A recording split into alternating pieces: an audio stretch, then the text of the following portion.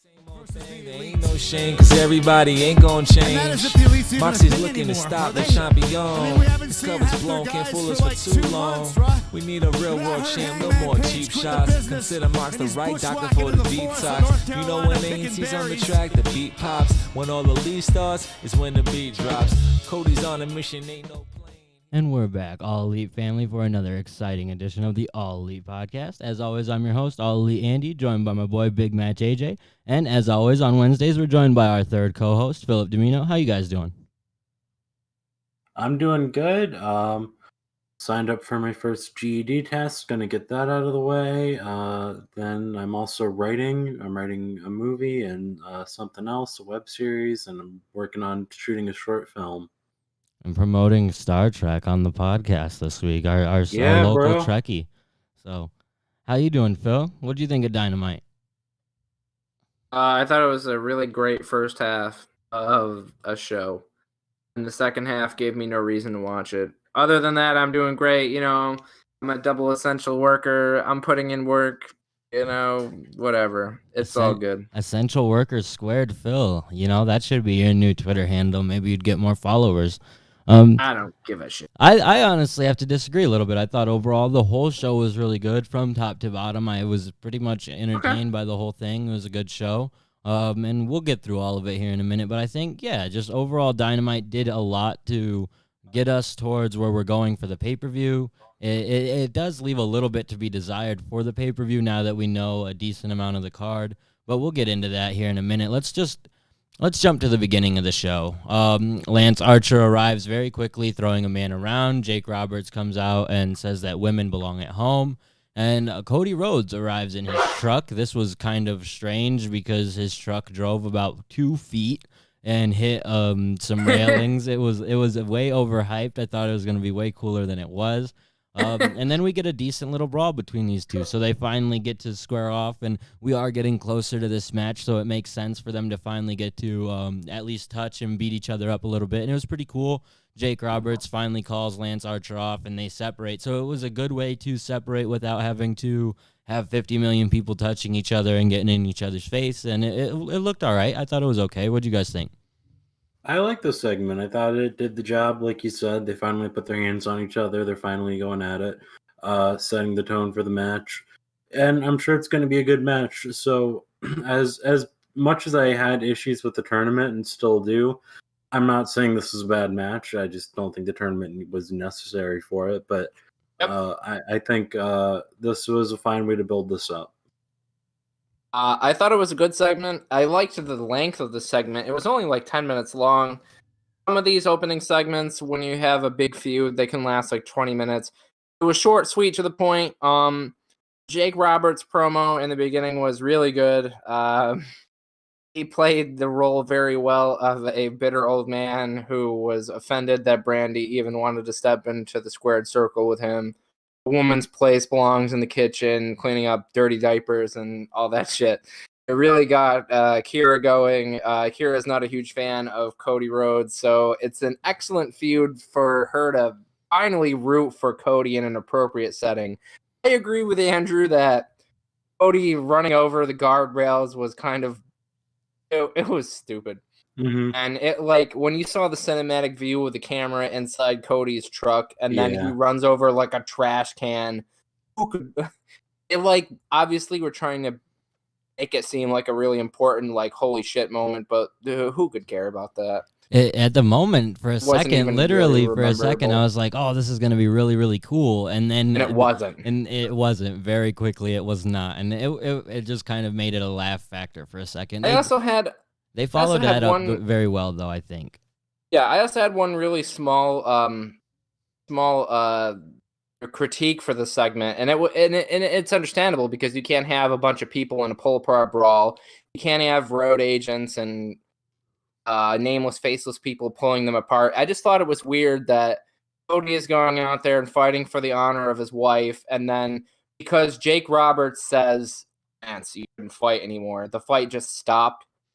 I understand why it had to be that way, but it was still weird, and Cody looked kind of weak for it. He just kind of let his blood rival walk away, which was super weird to me. You don't see that all the time, but circumstances are what they are.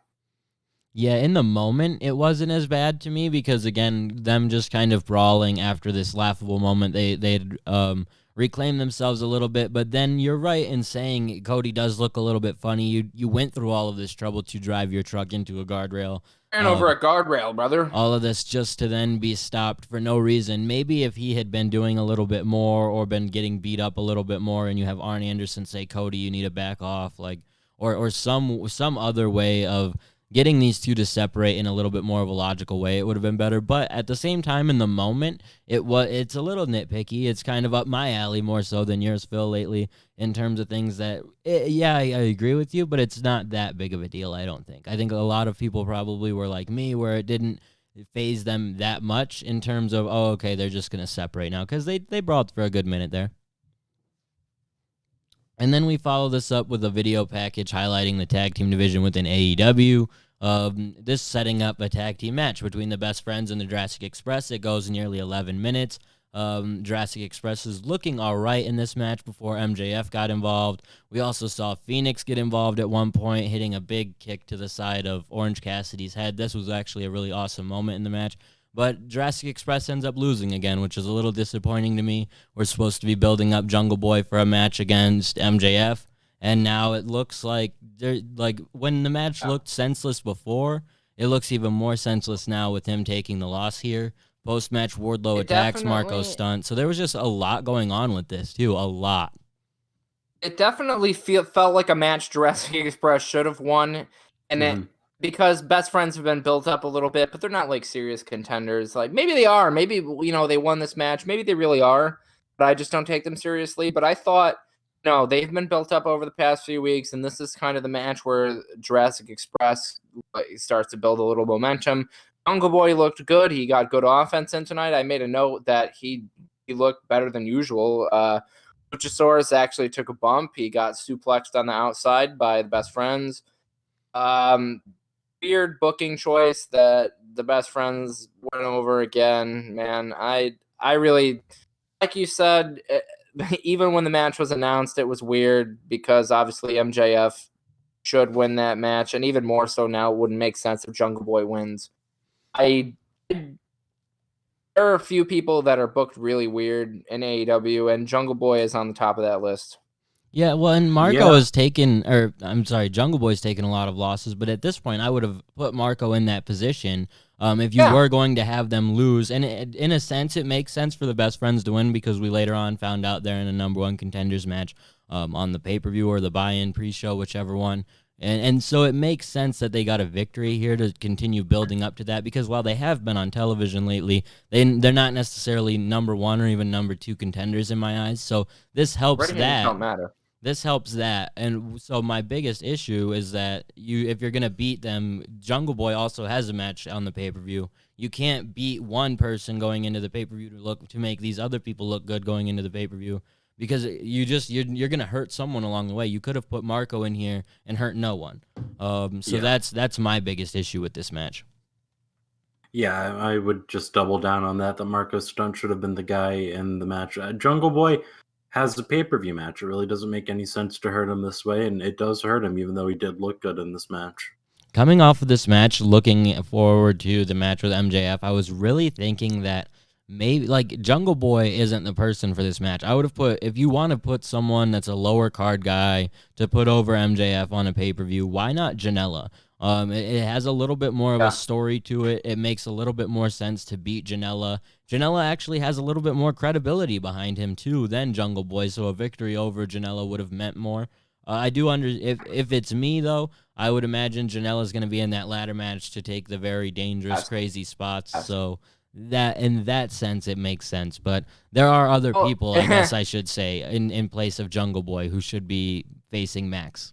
Well, to counter your point, which is weird because the booking doesn't match my thoughts at all. But I feel like if it was Janela versus MJF, I know who's going to win that match. But for some reason, even though Jungle Boy is booked like a loser, I really don't know for sure who's going to win that match. I have a good idea that MJF should win, and he probably will win. But it seems less predictable than if Janela was there, which is something I always complain about, predictable matches.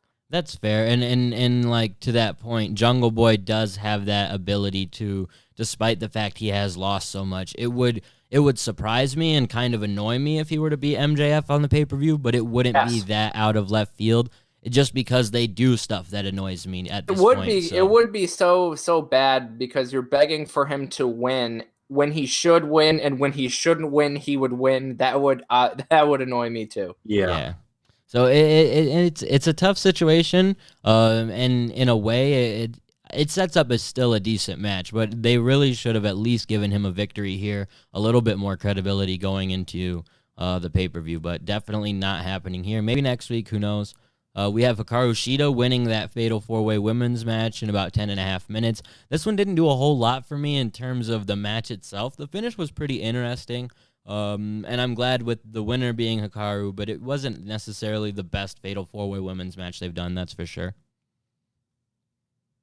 Yeah, the match didn't hook me either. I kind of zoned out of it at a certain point just because I don't know, I got bored during this, and I can't tell you why, because it wasn't anything outlandishly bad, just nothing extremely exciting to me. But anyways, Hikaru Shida was who I wanted to win this match, and it makes sense that she did. And so her versus Nyla should be a really good match. If Rio and Nyla can put on a great match, I feel confident that Hikaru Shida is just as good as Rio and that she can do as good of a job.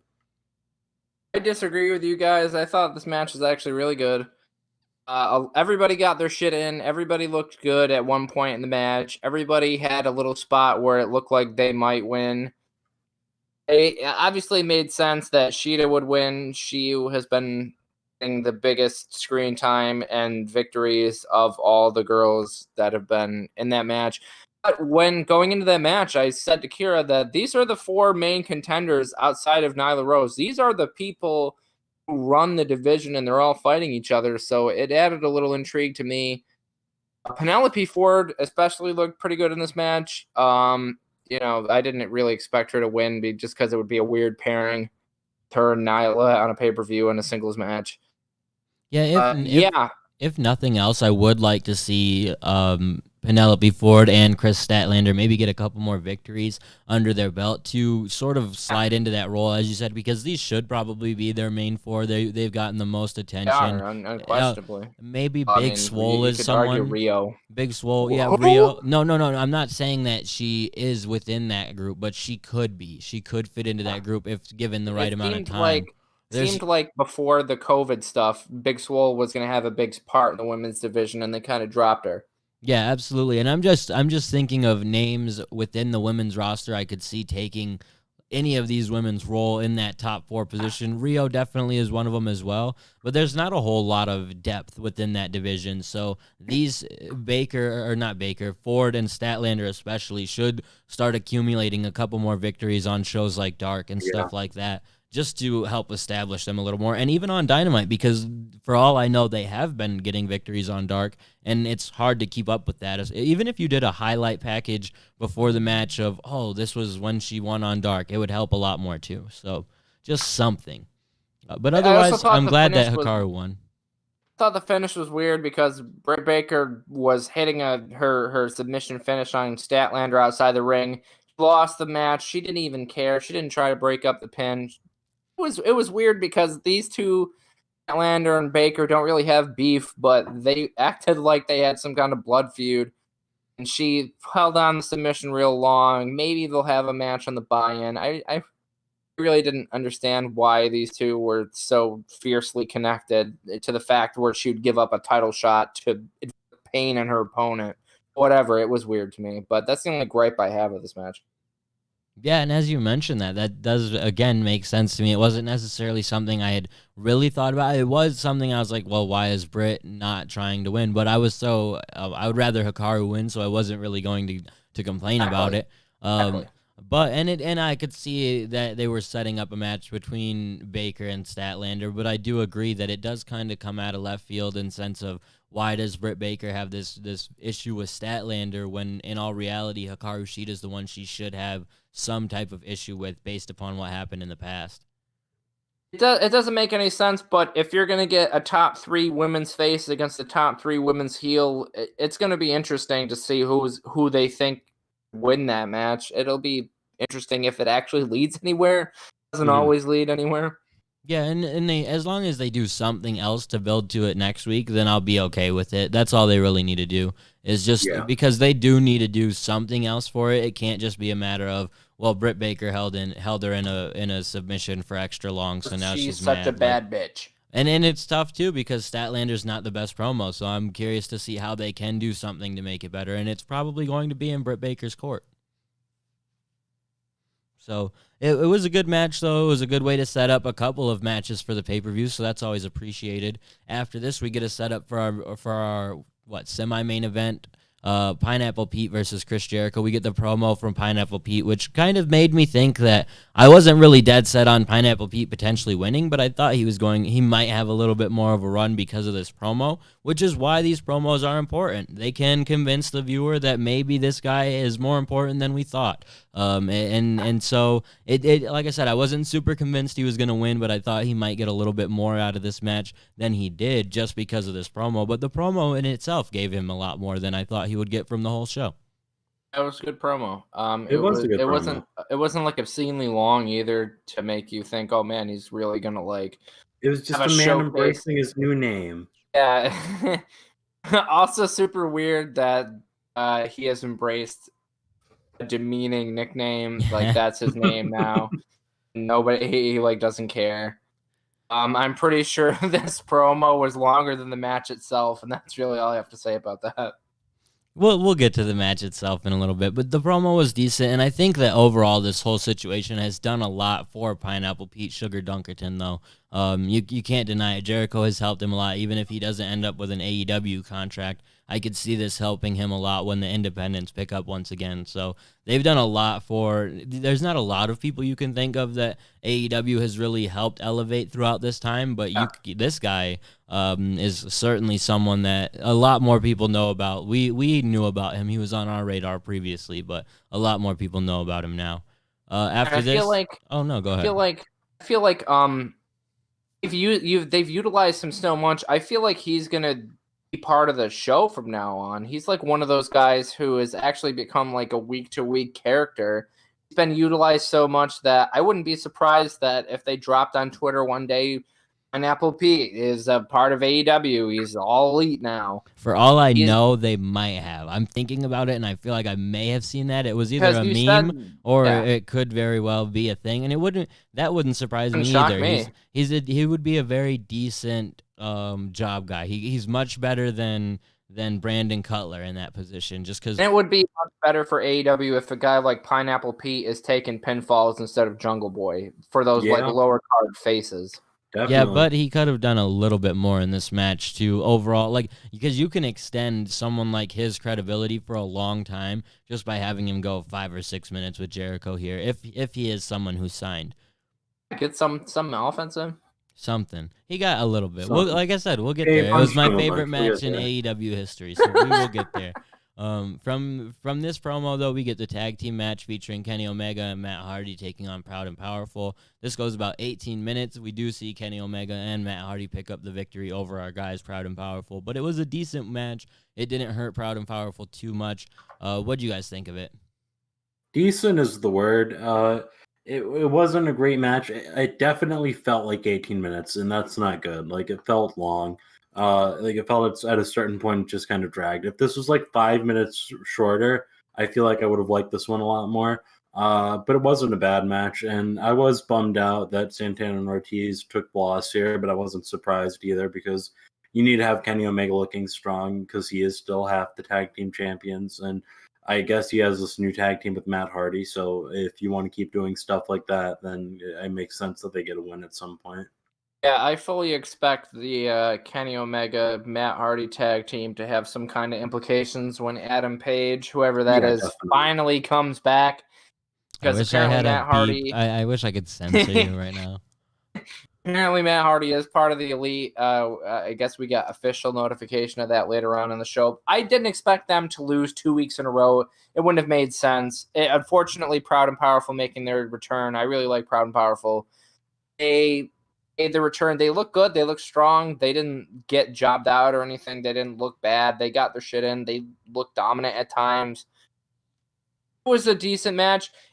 But the only this is the part of the show where I realized all of the matches I wanted to see have already happened. The match ended around 9:05, 9:10. And I realized that everything that I didn't care about was still to come.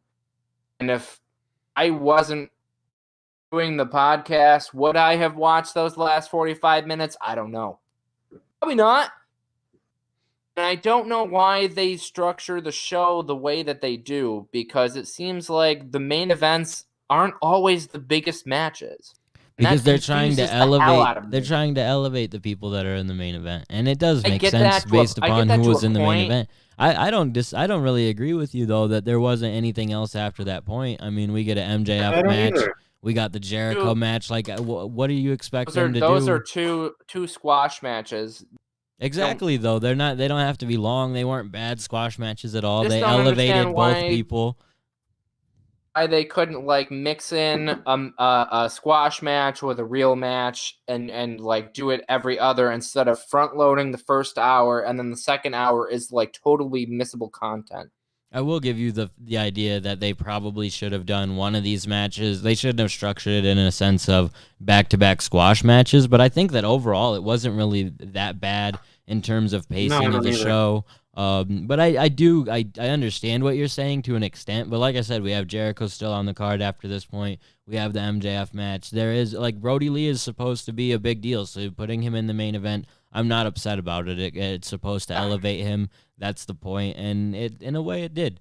And like I said, we'll get to that point in a minute. This tag team match overall, it left me. I'm glad that Omega and Hardy won. I guess I would prefer Proud and Powerful had won, because I would rather they be in the number one contender tag team title match. So I get why they're not, because they want to do this bullshit stadium stampede match instead. So you need them in this match. And if they were to have won, in all honesty, they would have a lot more credibility to be in that number one contenders match. So a loss here makes a lot more sense, but it's definitely not what I would have wanted in the whole grand scheme of things either. But I get it. From there, we get Taz once again interviewing Darby Allin in an interview that was even worse than the one that we got last week. Because this was so bad. Yes, Taz. This was so bad. Taz is saying he's sorry to Darby for bringing up his loss to Cody Rhodes so much the week before, while simultaneously bringing up the loss once again and saying that he can help Darby learn how to wrestle or some shit. And Darby's like, I was a state champion in Idaho or some stupid shit like this. He was third place in the third. Idaho They're wrestling tournament. like, I want to, and the funny thing 1979. is Darby in interviews and social media and stuff seems to take so much pride in the fact that he comes up with his own stuff. But this has been very bad. Like, it's just for someone who has gone on the record to say so many negative things about how if I was in WWE, they'd probably have me in a boiler room jerking off a rat. What is this? You're talking to Taz and sound like a moron. Like, it was not a very good Darby Allin promo. And for someone that I have really, really enjoyed, when he's in the ring, he blows me away. Everything is his pre-recorded promos have blown me away. This stuff with Taz sucks, and I hope it leads to something. I feel like it's not leading to anything, and I feel like it just sucks. If it does lead to something, great, but I'm not going to hold my breath. I got on the anti-Darby Allin bandwagon at the perfect time. It's funny because for the longest time I kind of wanted him to speak more because it would just kind of add to his mysterious character. But this was so weird. It was such an obscure thing to say. He was a third place wrestling champion in 2015, whatever the fuck he said. Who could remember what he said? It's not like you're gonna go Google fact check if he actually was what he said he was. I also don't think it's gonna lead anywhere. I thought it was interesting they had Taz being the one announcing or interviewing him again. To something, right? Like, they can't just. This isn't just. I mean, it's because last week we speculated on it, and I was like, how stupid is this? Because Taz happened to be the guy, just like Alex Marvez happened to be the guy who interviewed Moxley earlier. But there's no way it would have been Taz. And then it was 2 2 weeks in in a row. That's the thing. It's not going to lead anywhere, man. How many times have we said some shit like this where we create a cool scenario in our head and it ends up not being a fact? I don't know. I Fact created is- a really cool scenario for this show, and it happened, and we'll get to it in a minute. But I don't know. Overall, I'm with you in the sense that it probably will end up being nothing, but it just seems like it has to lead to something at this point. It also seems super out of character that he was a wrestling champion. Well, even Taz At was one out point- of character and being like, "Oh, I'm sorry for being like this," yada yada yada. I was like, "That's not really a Taz thing to do." It's just so weird, man. He's like a super emo fucking skateboard man, lives recklessly, and he was a wrestling champion. Haven't we ever heard about this before? Nobody ever talks about his credentials. It's so weird. So, like, if I had told you that he was going to say that 2 months ago, would you have believed me? It's No. so out of character for him to say. It is weird. He was just standing up to Taz and letting It's him just know like- you don't know everything. You don't And know when it he all. said that, I literally laughed out loud because I don't know if it was the line delivery, the awkwardness of what he had said, or a combination of the two. It was so weird. Definitely weird. It was definitely a strange interview, and it didn't come across very well. Then we followed that up with a strange interview that didn't come across very well. We have Hikaru Shida getting interviewed. Her interview just didn't really, and you can understand it's the language barrier, and that's a It's not problem. cool. Dude, no, I'm not trying to be disrespectful. It's the fact that the promo just isn't. You can't. Well, it wasn't even just her.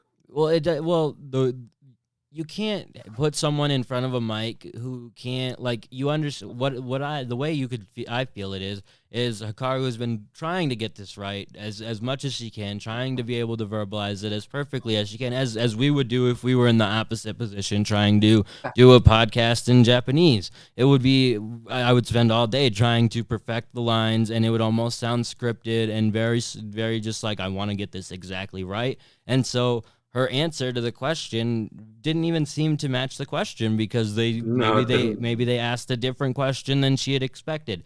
And so it came across just as not the greatest promo. And to some people, maybe that's like a lovable aspect. To me, for it to be someone that I really want to see be the forefront of the women's division, I would almost prefer she had a mouthpiece or something. Michael Nakazawa? No, that's racist, Phil. That was Rio's mouthpiece. It could be Racist. It could be anyone, though, honestly. I think that Hikaru is a great talent, but this is the second time now they've tried to do a promo, and it's just a situation where it's definitely not her fault. But if you want to push her as the face of this division, she needs to have someone who can do the talking for her, and she can impress in the ring the way she does. She's fantastic in the ring, and maybe over time her promos get better, but they're just not very good right now. And if someone who spoke perfectly clear English did a bad job cutting promos, we would say that they need a mouthpiece. So in the same way, I'm gonna counter that with saying that her counterpart in this promo, Nyla Rose, isn't very good at promos. Her delivery comes kind of weird at times, and it did kind of come. Actually, you know what? I will say that she comes kind of unnaturally when she speaks, but night for some reason it felt right after she hit her with a kendo stick and called her bitch. Like, I found your kendo stick, bitch.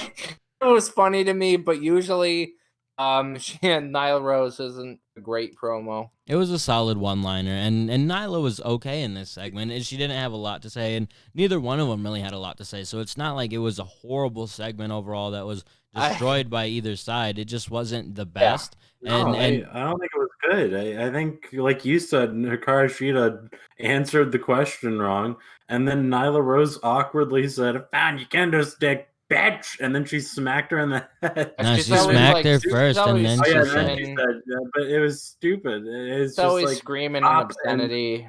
I don't know. I appreciated the idea of at least building something to this match, but it wasn't done in the best way. But I don't know. Nyla was okay, and she's supposed to be this way. The one, I don't know. It was just a little bit. I do like the fact that because Nyla has wrestled in Japan, she's kind of like when she's matched up against these Japanese girls, she will do little Japanese phrases, because she did one today when she approached Shida, she said something in Japanese like, calm down, like, I'm not gonna do anything. Shy, which is I'm sorry, I think. Okay, thanks, AJ. Weeb. You're welcome. That's what I'm here for. Otaku. But it was yes, I like the little stuff that Nyla does sometimes too, and she's getting better. Shit makes and me growing like on me. Nyla too when she does that like Puro stuff where she like will scream random Japanese lines like she's in front of a Japanese crowd. I like it. I don't know if anybody else does. I just like the. They are at least building the match up to somewhat of a level of excitement for it. It's definitely not going to be the match I'm most looking forward to on the pay-per-view, but they're building it up a little bit. I disagree with you. I'm looking forward to that because I could really see. I said I was looking forward to it. I just said I'm not looking forward to it the most. Okay, that's a fine statement to have. I also appreciate, even though is this the match you want to see more than anything on the pay-per-view? No, even though the segment wasn't great, I'm always bitching about how women's feuds You're always bitching in general. I always bitch about how women's feuds never get TV time. We never get expansions beyond matches. We never have like backstage storylines like that. And we got one tonight. It wasn't great. At least it was something. Yes. And, well, that's why I also commended them for just the Fatal 4-Way match to lead to 2 separate matches for the pay-per-view for the women. So I think they did a good job there. And after this, we get the first squash match of the 2 in a row. We get MJF defeating Lee Johnson. This wasn't very long. It was about 3 minutes.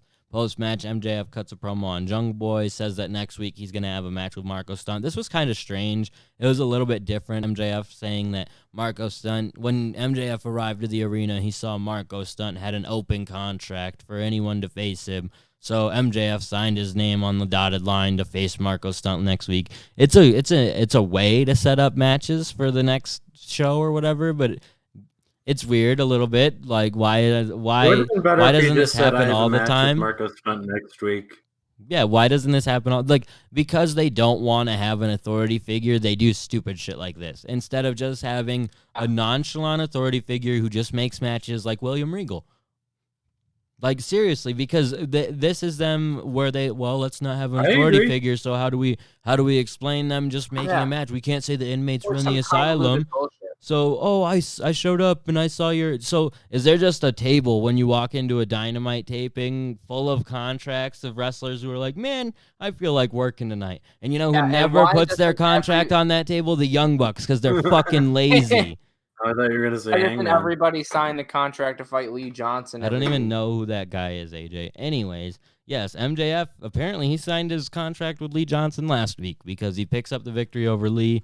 The match itself wasn't great, but the promo was fine outside of that little nuance. And, of course, that's me nitpicking on something. And, hey, if they're going to establish this going forward, like this will happen all the time where they're like, hey, I signed an open contract to fight Joey Janela, or I signed an open contract to fight this guy or that guy. And it's only sort of lower card people who are putting this out there because they just want an opportunity on the show, then it makes a little bit of sense. But if they'd never follow up with it again or they do it again in another weird way, it would be, I don't know, I'll give them time. But at the same time, if you just had a regular authority figure, you wouldn't have to do any of this. I totally agree with that. Yeah. There's always some convoluted thing where matches are made and people seem to be calling their own shots. Yeah. I think that if you're going to have a squash match against Marco next week with MJF, which makes sense because it storyline-wise makes sense. He's going to beat up Jungle Boy's friend. And this match this week kind of seemed pointless. Like, if he's going to have a squash match this week and he's going to have one next week against an actual opponent that makes sense, and this week's match didn't really matter at all. They're padding his stats. Could have just had him come out and cut a promo. It wasn't a bad match though. Like it was very short, but he looked good. Like you could have thrown something else out there. It was a solid victory. Solid victory. He still doesn't have very many significant victories. We've talked about that a couple times. This was definitely not one. It was an easy, quick win, but it wasn't over someone very significant. But overall, I'm glad that MJF is taking this path to a feud with Moxley. It looked like we were going right to MJF versus Moxley right away. That was going to be the feud to lead up to Double or Nothing. I prefer this push for MJF, where it's extended out a little bit. He gets a couple more victories under his belt. He's going to get another feud victory under his belt, and that's a good thing. It does add something to the character of MJF, and him sort of continuing to run through Jurassic Express as he's done for so long it makes sense. And just me saying that, again, makes me think maybe Jungle Boy comes up with a victory and they extend it even a little longer, because he's been feuding with them for a while, and they have never really gotten one up on him in any way, shape, or form. And our following match is the best match in AEW Dynamite history. Going into this match, I said I really hope that Jericho does what I've been calling for in so many AEW matches: a very quick, solid victory over someone who doesn't deserve to hang with him. We get Jericho defeating Pineapple Pete in 1 minute and 5 seconds. This was amazing. Pineapple Pete gets about 10 seconds of offense in, maybe 30. Then he comes in and just gets hit with the Judas effect, pinned in 1 minute and 5 seconds, like I said, and it was beautiful. The best match I've ever seen. Pineapple Pete got exactly what he deserved. I really thought he was going to get a chance to go like 8 to 10 minutes here, and he didn't deserve it, and so he got exactly what he deserved. 1 minute and 5 for Pineapple Pete. I was like, it's too long, right? Pineapple Pete. I thought this match was, how could you have an opinion on a 65-second match? It's 6 stars. What do you mean? I give it 1 star for every 10 seconds. 6.5 star match. What really disappoints me is that he changes his name to Pineapple Pete for a 65-second blow-off. No, because he didn't even put... That's why I'm glad he got squashed, is because he didn't even put his full effort into it. They announced him as Pineapple Pete, a.k.a. Shug D. No, drop that bum-ass Shug D, and maybe you'll get an extra 5 minutes, brother. You got exactly what you deserve. Pineapple Pete was robbed of a victory here tonight. He got the elbow to the face. Me and J-Rock. And he didn't even... That's why I'm glad he... Dude, he looked like shit. He looked like shit getting that elbow to the face, too. He did a very bad job. He was afraid to get elbowed. I've seen so many wrestlers in AEW take the Judas effect. Wouldn't you be afraid to get elbowed? But if I'm on Dynamite, still maybe, yeah. But dude, he looked like shit. He looked like shit. I've seen it so much better by other wrestlers on Dynamite, and he looked like awful. It was so funny. I told Kira about your unnatural hatred for him. Then I went into the chat and started reading off your comments in live time as the match was going on, all 65 seconds. It was one of the highlights of the show. It was good stuff, dude, and it was a good match, best match in Dynamite history. I don't know how they'll ever top it. And maybe a Pineapple Pete 45-second match. I can only hope.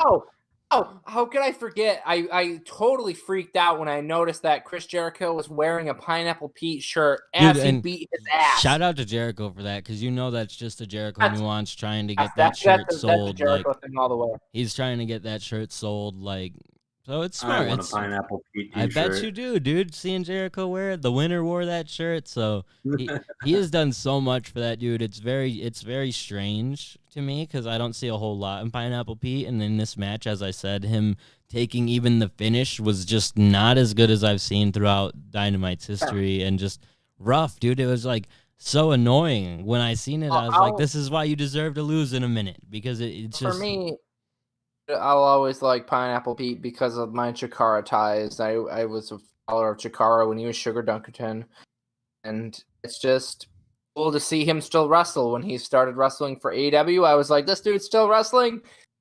And apparently, yeah, and he's wrestling often. He's fun to cheer against, too. Jericho. So it's all in good fun, too. Like, Pineapple Pete isn't that bad. It's just a lot more fun to go against guys that everyone likes sometimes. So maybe that's it. But I like Jericho beating him in quick fashion, and who knows? Maybe we'll see more Pineapple Pete in the future. I wasn't sure where they were going to go with this. I thought maybe he would come up with some shocking victory after a lengthy match, but I'm glad they did it this way, because it continues to establish Jericho as like a boss, and also it adds a little bit to that Jungle Boy victory he got in the past, where this guy didn't go 10 minutes with Jericho or even close. It was very short, and it's not something we think about, but it does help legitimize Jungle Boy, who did get hurt early on in the show. So it does help pad Jericho's stats, because even though he has a really good record, his 2020 record, as I noted when he came out today, was 4-2. But you want him to get a few cheap victories like this. Oh man, I was afraid he was gonna go 4-3 in this match against Pineapple Pete. I'm glad it went the way it went. It ended just as quick as we needed it. And they led us up to some good matches for next week, too. They mentioned MJF versus Marco Stunt. We've got Jake Roberts and Arn Anderson having a political debate about who they think should win, Joe Biden or Donald Trump. Then we have Ray Phoenix taking on Orange Cassidy, representing Donald Trump and Biden. Then we have Jon Moxley versus 10, representing Brody. And Matt Hardy taking on Sammy G. So apparently Sammy G's neck will be unbroken next week. And it's a good card, honestly. Orange Cassidy versus Phoenix is going to be fun. I'll counter that point in saying that Orange Cassidy Phoenix match is the only thing I'm looking forward to. All three of those matches you just announced, I could go without seeing. I could die tomorrow and I wouldn't care not seeing it. That match is going to obviously be on in the first half, so I'll be able to tune out after the first 15 minutes. Front-loaded, and you'll have those jobber matches from 9:15 on. Here's what I will say, though, is this is a mistake of a show. I'm not going to lie. Because while we are featuring Phoenix and Orange Cassidy, they have to add at least 2 more matches featuring guys from that ladder match. Otherwise, they're hurting themselves because they've announced maybe 4 guys for it, and all of them are decently featured and decently okay, but they plan on doing 9 guys, and the other 5, I can't tell you who they could add in 5 more people. They said on air that it's going to be 9 guys? They definitely said that during the show. I've been wrong a million times on this podcast, though, but I'm pretty sure they said it. So if I'm wrong, I'm wrong, but I'm almost positive they said that it would be 9 guys, which is quite a bit. Because Pentagon wasn't there tonight, and when Phoenix first came out, I thought for sure that the 2 of them would be together, but I don't know.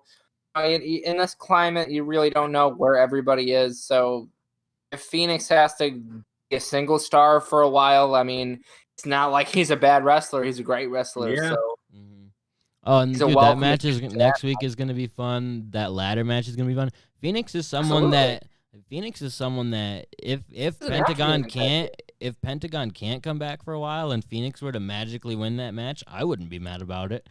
He's someone that they could easily elevate to either the TNT Championship or a match with Moxley. He wouldn't have to win it either, but it would be fun. And out of the 4 guys that they've listed, I would probably put him at second of who I would like to see win it. Sure. They have 5 more to go, which is fun, and I hope that they maybe do some qualifying matches or something like that. I really like when they do stuff like that in wrestling. But with there being 5 guys, I'm curious if there maybe one will be a surprise person or something like that. But definitely an interesting setup they've got going there. Andrew, I have a quick question for you. Yeah. You're a big Darby hater now. So you said that Phoenix would be the second person that of the 4 announced that you Darby was number 1. Match. Darby was number 1. Yeah. Mm-hmm. Okay. But hey, if he has another awful promo, then it'll probably be Orange Cassidy at number 1. So who knows? And then after the announcement of the matches next week, they announced that Mike Tyson will be presenting the TNT Championship. So to everybody out there, we got Mike Tyson, brother. And that has apparently upset some people, but I don't have enough energy to look into why it should be upsetting or whatnot. But apparently it's a big deal, and people will be upset about it because they're upset about everything. Not a whole lot to talk about throughout all of that, though. AJ, what do you think about the card for next week? You excited? You like Phil? You don't think it's very good? I think it's fine. I'm kind of middle of the road here. It's not like I'm stoked to see it. I'm stoked to see Orange Cassidy and Ray Phoenix and MJF and Marco Stunt, just to see how the MJF Marco Stunt thing progresses with Jungle Boy, because I hope Jungle Boy gets involved somehow. Other than that, I don't really care about Jake Roberts and Arn Anderson talking. I'm guessing it's a political debate. I told you. Yeah, and Matt Hardy versus Sammy Guevara might be good, but I'm not really excited to see it. Dude, I'm not gonna lie. I mean, and maybe it's just a whole change in tone for me for Dynamite over the last couple of weeks or something, but I'm really excited for next week's show, and I honestly thought tonight's show was pretty good. And it's kind of how I get going into the AEW pay-per-views. I'm really excited for the pay-per-view too, just because that's when I feel like they do give us their best, and they do have the best matches in wrestling is on those shows. So I'm excited to see where they go with it. But yeah, I'm Sammy versus Matt, it leaves something for me because I think Sammy could win that one. You guys might think I'm crazy because Matt hasn't had a singles match yet. I don't think you're crazy, but it's something that I would like to see, and it would be a surprise. Now Mox versus 10, I don't think it'll be very much, but I think Mox killing 10 will be good, and they've done enough with 10 and with the Dark Order now that I'm again maybe I've just changed up, but I'm kind of interested in it. I kind of like it, and I don't think the match should be great or anything like that. And Marco getting killed by MJF is going to be good. I think that it'll be short, sweet, and to the point, but it's not a great card, but I'm excited for it, and it's a good lead. It's a good go-home show. I always talk about go-home shows, and if it's going to lead into the pay-per-view good or not. They have a lot of stuff to lead us into the pay-per-view good, so who knows? Next week we'll have a lot to talk about. The main event, though, we have Brody Lee defeating Christopher Daniels in about 13 minutes. What were your guys' thoughts on this match? I thought it was a fine match. I thought they both did a really good job. They went all out. There were no big glaring mistakes, none that I noticed anyways. I like the BME where he was standing. That was pretty dope. And I don't know, just a good match. You really showcased both of them to their full abilities. And I think that's helpful for Brody because we talked about it before, but he doesn't have any significant wins. So it's important that he gets a win over somebody like Christopher Daniels, where Christopher Daniels is really doing his best to win the match. Because you really had an out here where you could have had Jon Moxley interfere in the match before it ended, and you could have given, a double DQ, but you didn't do that. You gave Brody the win, which I think is just a great move. For a half second, they had me sold on the idea that Brody was going to lose just because they haven't done a whole lot with Brody in terms of he has won every single match, so I was crazy for believing it, but they have done things like that in the past where it's kind of left me a little bit bitter on who won and who lost. So I was like, who knows what's going to happen? And it was just when Daniels hit his finish, I was like, is this really going to happen? Mm-hmm. And Brody kicked out instantly. So at that point, I was like, yes, this is what I like to see. It wasn't a long match, but it was a good match. There wasn't a whole lot that went wrong. Pretty much, actually, I could say probably nothing went wrong. The spot where SCU got involved with taking out the Dark Order, it was a little bit of a clusterfuck there. But it makes sense to me because I assume it's going to lead to SCU and Colt Cabana versus the Dark Order on the pay-per-view pre-show or something like that. So it's setting up to something, so I can always appreciate that. Phil, what did you think? I thought this was a weird match. I didn't really get into it. As soon as I heard it was the main event, I didn't really 3 minutes into the show, I was already upset about the main event. Dude, it was such a weird choice for a main event. I know you gotta make Brody look strong. He's the title contender. Yeah, for sure. And it was also interesting because they've been teasing Christopher Daniels joining the Dark Order, blah blah blah. That was nothing. They didn't showcase that once at all. I don't even think they mentioned it on commentary.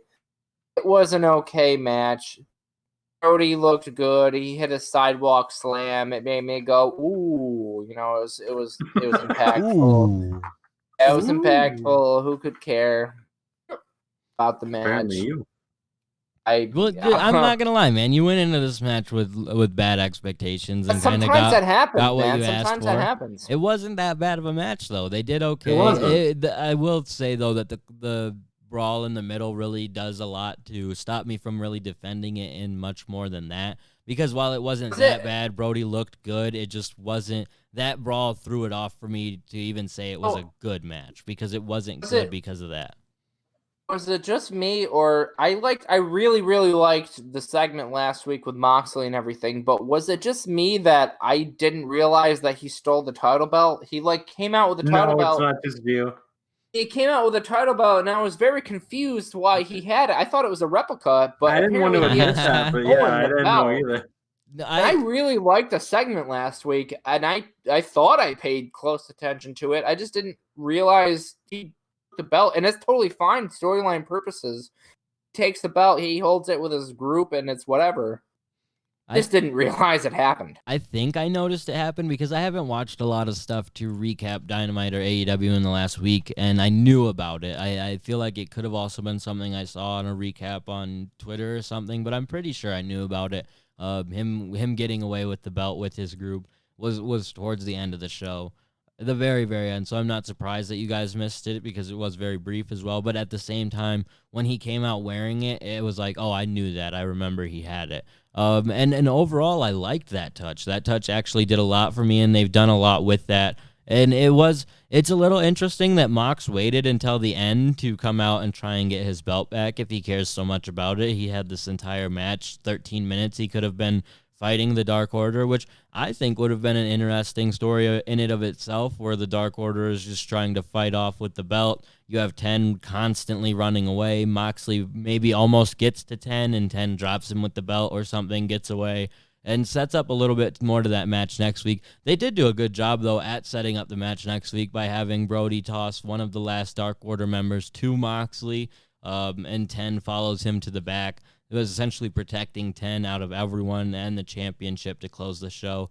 Well, Moxley cut a bit of a promo on Lee to close the show, but it was good. I kind of liked the post-match, especially because they did a good job at emphasizing what Mr. Brody has done to piss off Moxley, and done a lot with 10 in the short amount of time that they've featured him, because they have to. You see now, no Uno, no Dos. I almost wonder if they were the ones who were supposed to be in position for a tag team title match at the pay-per-view, because they were very highly ranked before all of this coronavirus stuff happened, and now they're not even seen with any Dark Order stuff. So it was funny when they showed the tag team video package in the beginning of the show, and they made a mention of Uno and Dos, and they were like, despite the fact that they haven't been seen in weeks, they are recruiting members. And it was like, oh yeah, they haven't been on the show in like 2 months.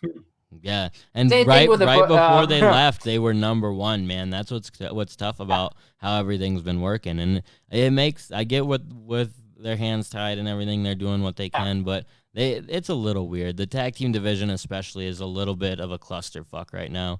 And it disappoints me, because if you're going to do all this, and you know that there's a really good tag team available on the independent scene you could bring in for the pay-per-view, I would almost have rather they've been brought in some capacity for that, because, I don't know, if the Revolt is literally available, is what I'm saying, and you're instead making the number one contenders tag team match the Best Friends versus Private Party.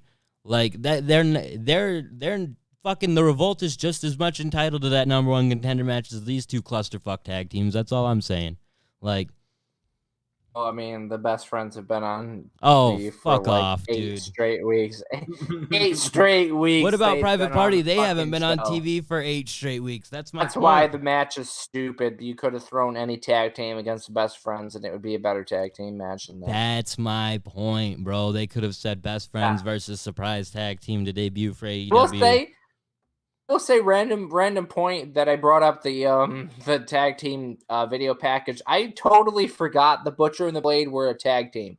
Totally forgot they existed. And it wouldn't have mattered if they never were seen again. Yeah, and honestly, it's just such a frustrating critique, because the tag team division is so stacked and they have so much going on. And we didn't really talk as much about the Stadium Stampede match. We kind of skipped over Jericho's post-match and him attacking attacking Vanguard 1. So I'm glad I noticed that. We definitely have to talk about all this. The Stadium Stampede match pisses me off for so many reasons. We were promised blood and guts, and instead we get a Stadium Stampede, and just totally ignored. They're still dead set on doing this 5-on-5 or 4-on-4 or whatever it is match, but they won't do it in the capacity they promised us. I agree. It's not going to be a 5-on-5 true match, because half the people on the Elite aren't going to show up. If they don't show up for the pay-per-view, my complaints about the Young Bucks are going to go through the roof.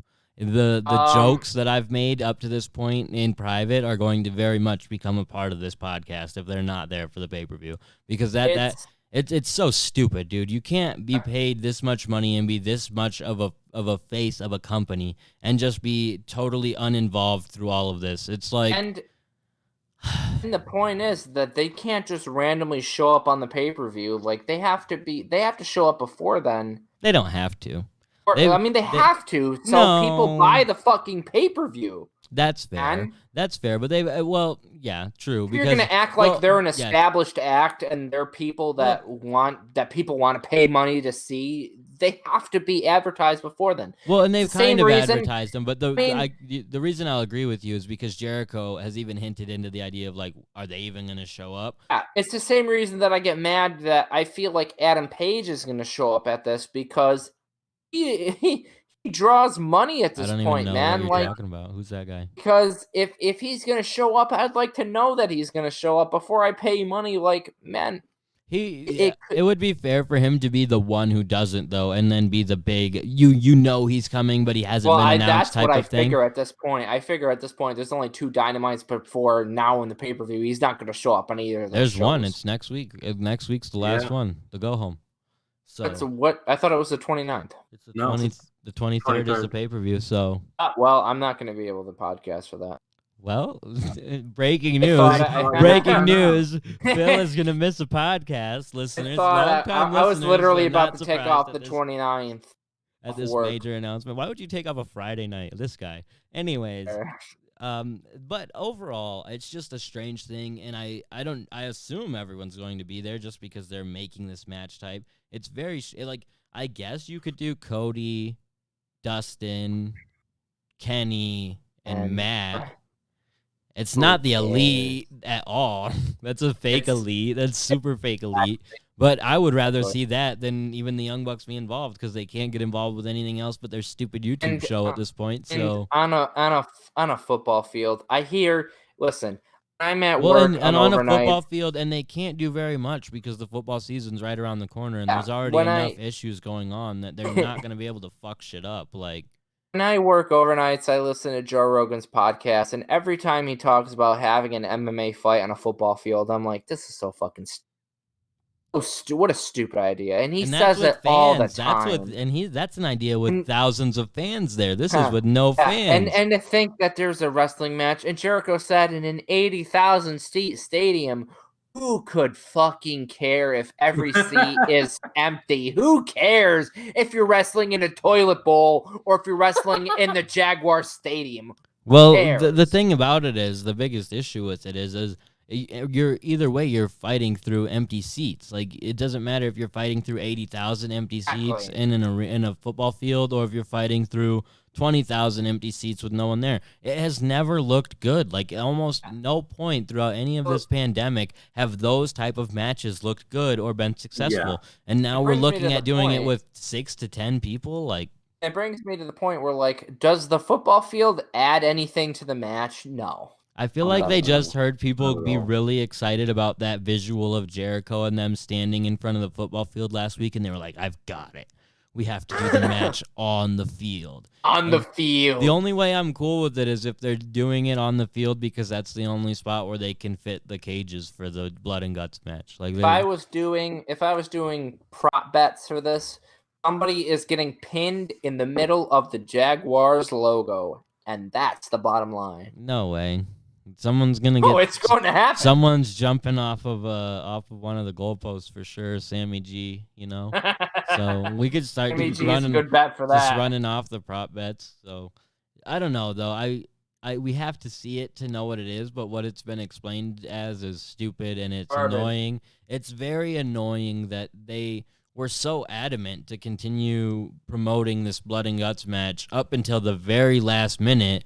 And now this is apparently our replacement.